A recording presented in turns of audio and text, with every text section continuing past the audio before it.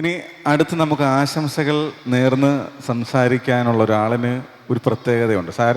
സാധാരണ നമ്മളെ dance class അല്ലെങ്കിൽ മ്യൂസിക് ക്ലാസ് ഒരു 10 വർഷം പൂർത്തിയാക്കുന്നു. അപ്പോൾ ഇവിടെ പതിവായി കണ്ടുവരുന്നൊരു കാര്യം, നമ്മൾ 10ാം ക്ലാസ് എത്തുമ്പം പഠിത്തം നിർത്തുന്നു, അല്ലെങ്കിൽ മറ്റ് പരീക്ഷകൾ വരുമ്പോൾ പഠിത്തം നിർത്തുന്നു. ഇവിടെ ഒരാൾ കല ഉള്ളിലോട്ട് വളർത്തി, അദ്ദേഹം പരീക്ഷ എഴുതി സർക്കാർ സർവീസിലെത്തി, അതും ഒരുപാട് ഉത്തരവാദിത്തങ്ങളും ഒരുപാട് പ്രഷറുമുള്ള, വർക്ക് പ്രഷർ ഏറെയുള്ള ഒരു ജോലിയിൽ ഏർപ്പെട്ടിരിക്കുന്ന ആളാണ്.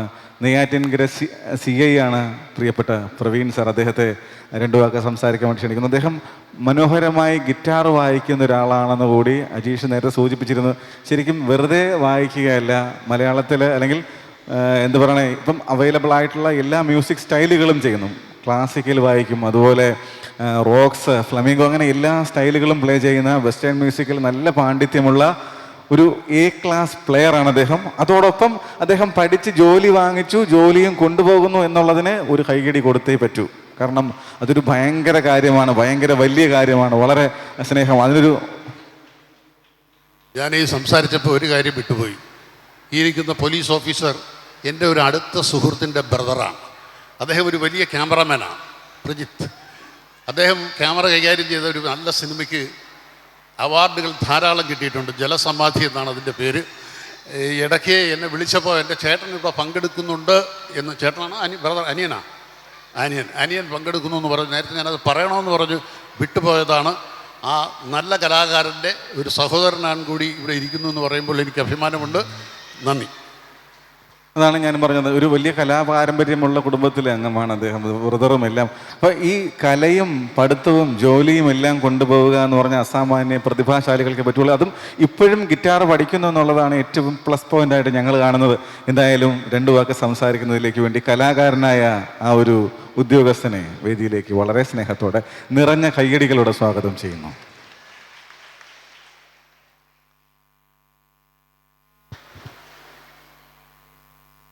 ബഹുമാനപ്പെട്ട ജോസ് ഫ്രാങ്ക്ലിൻ അവറുകൾ, ഈ ചടങ്ങ് ഉദ്ഘാടനം ചെയ്ത അനുഗ്രഹീത ഗായികയായ ലതിക ടീച്ചർ, മറ്റ് വേദിയിലിരിക്കുന്ന വിശിഷ്ട വ്യക്തികളെ, പ്രിയപ്പെട്ട സഹോദരി സഹോദരന്മാരെ,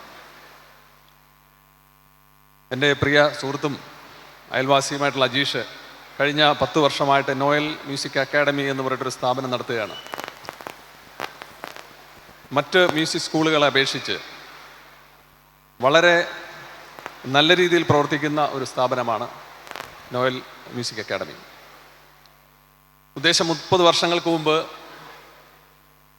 ഞാൻ പ്രീ ഡിഗ്രിക്ക് പഠിക്കുന്ന സമയത്ത് 10ാം ക്ലാസ് കഴിഞ്ഞപ്പോൾ ഗിറ്റാർ പഠിക്കണമെന്ന് പറഞ്ഞിട്ടൊരു ആഗ്രഹം ഉണ്ടായിരുന്നു. അന്ന് ഈ നാട്ടിലൊന്നും തന്നെ മ്യൂസിക് സ്കൂളുകളില്ല.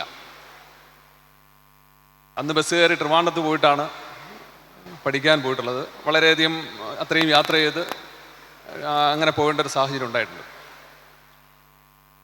ഈ കാലഘട്ടത്തിൽ ഇത്തരത്തിലുള്ള മ്യൂസിക് അക്കാഡമികളുടെ പ്രാധാന്യം പറയാതെ പോകാൻ വയ്യ. ഞാനൊരു പോലീസ് ഓഫീസർ എന്ന നിലയിൽ എനിക്ക് ആ കണ്ണിലൂടെ മാത്രമേ ഇതിനെയൊക്കെ കാണാൻ സാധിക്കുകയുള്ളൂ. നമ്മുടെ നാടിന്ന് അഭിമുഖീകരിക്കുന്ന പ്രശ്നം എന്താണെന്ന് നിങ്ങൾക്കറിയാം. നമ്മുടെ കുട്ടികൾ ഇന്ന് വളരെ വലിയൊരു ത്രെട്ടിലാണ്. നമ്മുടെ പത്രമാധ്യമങ്ങൾ എടുത്തു നോക്കിക്കഴിഞ്ഞാൽ സ്വന്തം അച്ഛനെയും അമ്മയെയും ബന്ധുക്കളെയും സ്വന്തക്കാരെയും തലക്കടിച്ചു കൊല്ലുന്ന തരത്തിലുള്ള ഒരവസ്ഥയിലേക്ക് നമ്മുടെ കുട്ടികൾ മാറിക്കഴിഞ്ഞു. ഭൂരിഭാഗം പേരും ലഹരിക്ക് അടിമപ്പെടുന്ന ഒരു സാഹചര്യമാണ് കാണുന്നത്. കണക്കുകൾ സൂചിപ്പിക്കുന്നത് നമ്മുടെ കേരളത്തിൽ ഏറ്റവും കൂടുതൽ ലഹരി ഉപയോഗിക്കുന്നത് 10 വയസ്സിനും 20 വയസ്സിനും ഇടയ്ക്കുള്ള കുട്ടികളാണ്. എന്തുകൊണ്ട് അങ്ങനെ സംഭവിക്കുന്നു? നമ്മുടെ കുട്ടികൾക്ക് നമ്മുടെ ശ്രദ്ധാക്കുറവുകൊണ്ട്, അല്ലെങ്കിൽ അവരുടെ ആക്ടിവിറ്റിയിൽ നമ്മൾ ശ്രദ്ധിക്കാത്തത് കൊണ്ടാണ് അത്തരത്തിലുള്ള പ്രശ്നങ്ങൾ ഉണ്ടാവുന്നതെന്നാണ് നമ്മൾ മനസ്സിലാക്കുന്നത്. ഇന്ന് അതുകൊണ്ട് ഏറ്റവും കൂടുതൽ ബുദ്ധിമുട്ടുന്നത് പോലീസ് ഡിപ്പാർട്ട്മെൻറ്റാണ്. അത്രയും കുറ്റകൃത്യങ്ങളാണ് ഓരോ ദിവസവും റിപ്പോർട്ട് ചെയ്യുന്നത്. അപ്പം അങ്ങനെ വഴിതെറ്റിപ്പോകുന്ന കുട്ടികളെ, അവരുടെ മനസ്സിനെ മാറ്റിയെടുത്ത് അവർക്ക് ഇത്തരത്തിലുള്ള ലോകത്തിലെ ഏറ്റവും അനുഗ്രഹീതമായിട്ടുള്ള ഒരു സംഗതിയാണ് മ്യൂസിക് എന്ന് പറയുന്നത്. പ്രകൃതിയുടെ ഓരോ സ്വരവും അത് 7 സ്വരങ്ങളിൽ പെട്ട ഒരു സ്വരമായിരിക്കുമെന്നാണ് പറയപ്പെടുന്നത്. അപ്പം നമ്മുടെ കുട്ടികളെ അത്തരത്തിലുള്ള ആക്ടിവിറ്റികളിൽ നിന്ന് പോകുന്നതിൽ നിന്ന് വഴിതിരിച്ച് ഇത്തരം കലാപരമായ കഴിവുകൾ അവരിൽ വളർത്തിയെടുത്തു കഴിഞ്ഞാൽ അവരുടെ കുറ്റകൃത്യം ചെയ്യുന്നതിനുള്ള വാസനകൾ അതിൽ നിന്നും അവരെ പിന്തിരിപ്പിക്കുന്നതിനും അതോടൊപ്പം തന്നെ നല്ലൊരു ഭാവി തലമുറ കെട്ടിപ്പടുക്കുന്നതിനും നമുക്കിതിലൂടെ സാധിക്കും. ഇപ്പോൾ ഇവിടെ 450ഓളം കുട്ടികൾ ഉണ്ടെന്നാണ് പറയുന്നത്. 450 അല്ല, 4500 കൂടുതൽ കുട്ടികൾ വേണം. നമ്മുടെ നാട്ടിലെ ഓരോ കുട്ടിയും ഇത്തരത്തിലുള്ള ഏതെങ്കിലും ഒരു ആക്ടിവിറ്റിയിൽ പങ്കെടുത്തു കഴിഞ്ഞാൽ അവരുടെ അത്തരത്തിലുള്ള ചിന്താഗതികൾ മാറുകയും നമ്മുടെ നാട്ടിലെ കുറ്റകൃത്യങ്ങൾ കുറയുകയും ലഹരി പോലുള്ള കുറ്റകൃത്യങ്ങൾ, ലഹരി ഉപയോഗം പോലുള്ള കാര്യങ്ങളിൽ നിന്ന് അവരെ നമുക്ക് വഴിതിരിച്ച് നേരായ മാർഗത്തിലൂടെ കൊണ്ടുവരാൻ സാധിക്കും. അവരിതിലെ ഏറ്റവും കൂടുതൽ താല്പര്യം കാണിക്കുന്ന ഒരു സാഹചര്യം വന്നു കഴിഞ്ഞാൽ മറ്റു തരത്തിലുള്ള ചിന്താഗതികൾ അവർക്ക് മാറിക്കിട്ടും. അക്രമവാസനകളിൽ നിന്നും ശരിക്കും മ്യൂസിക് എന്ന് പറയുന്നത്, സംഗീതം എന്ന് പറയുന്നത് ഒരു സമാധാനത്തിൻ്റെ അന്തരീക്ഷം തരുന്ന ഒന്ന് തന്നെയാണ്.